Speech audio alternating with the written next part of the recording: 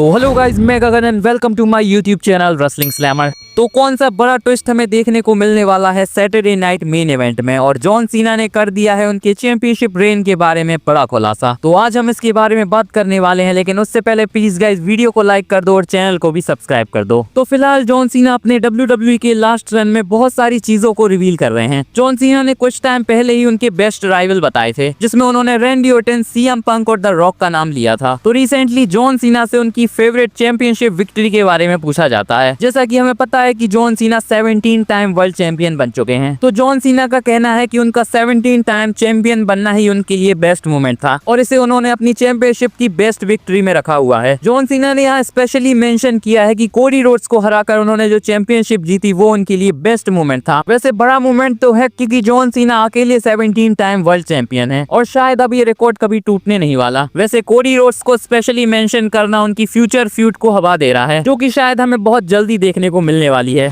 तो फैंस का मानना है कि किस्मत हो तो डोमिनिक मिस्टीरियो जैसी, वरना ना हो। कल की रॉ में हमने देखा था कि फिन बेलर एक और मेंबर को लेकर आ गए हैं जजमेंट डे में, जो कि रोक्सेन पेरेज होने वाली हैं। यहाँ डोमिनिक मिस्टीरियो की बातों से तो लग रहा था कि वो इंटरेस्टेड नहीं है, लेकिन उनकी शक्ल पर थोड़ी खुशी नजर आ रही थी। तो फैंस का मानना है कि शायद अब लिव मॉर्गन का पत्ता भी कटने वाला है, और डोमिनिक मिस्टीरियो अब रोक्सेन पेरेज के पीछे जाने वाले हैं। इससे पहले भी डोमिनिक मिस्टीरियो रेहा रिप्ली को छोड़कर लिव मॉर्गन के पास आए थे, तो शायद इस बार लिव मॉर्गन को धोखा मिलने वाला है। वैसे इन सब के पीछे असली मास्टरमाइंड तो फिन बेलर हैं, जो कि शायद बहुत बड़ा प्लान बना रहे हैं। फिन बेलर को पता है कि डोमिनिक मिस्टीरियो की कमजोरी क्या है, और शायद अब वो इसी का फायदा उठाने वाले हैं। देखते हैं अब नेक्स्ट वीक अगर लिव मॉर्गन आ रही हैं तो उनका रिएक्शन क्या होने वाला है, और क्या अब डोमिनिक मिस्टीरियो लिव मॉर्गन को छोड़कर रोक्सेन पेरेज के साथ जाने वाले हैं या नहीं। तो 6 साल पहले आज के दिन ही WWE ने 24/7 चैंपियनशिप को इंट्रोड्यूस किया था। एक तो लग रहा था कि WWE इसे प्रॉपर चैंपियनशिप की तरह ट्रीट करेगी, लेकिन इसके बाद पता चलता है कि इसे सिर्फ एंटरटेनमेंट के लिए लाया गया है। वैसे अगर 24/7 चैंपियनशिप की बात करते हैं तो R-Truth का नाम सबसे पहले आता है, क्योंकि उन्होंने 54 टाइम्स इस चैंपियनशिप को जीता है। वैसे 2022 में ट्रिपल एच के आने के बाद इस चैंपियनशिप को डंप कर दिया गया था। वैसे एंटरटेनमेंट फैक्टर के हिसाब से इस चैंपियनशिप ने अच्छा वर्क किया था, जहां हमें बहुत सारे फनी सेगमेंट देखने को मिलते थे। तो शायद WWE को फिर से कंसिडर करना चाहिए इस चैंपियनशिप को वापस लेकर आने के लिए। चलिए अब बात करते हैं मैट रिडल के बारे में। तो WWE से फायर हो जाने के बाद मैट रिडल बहुत बड़ी बड़ी बातें करते रहते हैं। तो रिसेंटली उन्होंने एक बहुत बड़ी बात रिवील करी है, जहां उनका कहना है कि रैंडी ऑर्टन एक टाइम पर चाहते थे कि वो फायर हो जाएं। मैट रिडल ने यहाँ बताया कि जब उन्होंने मेन रोस्टर में डेब्यू किया था तो रैंडी ऑर्टन लॉकर रूम में आए थे, जहाँ सब खड़े होकर उनसे मिल रहे थे। मैट रिडल का यहाँ कहना था कि मैं खड़ा नहीं हुआ क्योंकि मैं नहीं चाहता था कि उनकी कॉन्वर्सेशन को इंटरप्ट किया जाए, और शायद लेटर ऑन रैंडी ऑर्टन को इसकी वजह से बहुत गुस्सा आ गया था, और उस दिन उनके इरादे थे मैट रिडल को फायर करवाने के। पर शायद बाद में रैंडी ऑर्टन ने अपना इरादा बदल लिया, और इसके बाद तो WWE ने इनकी टैग टीम ही बना दी।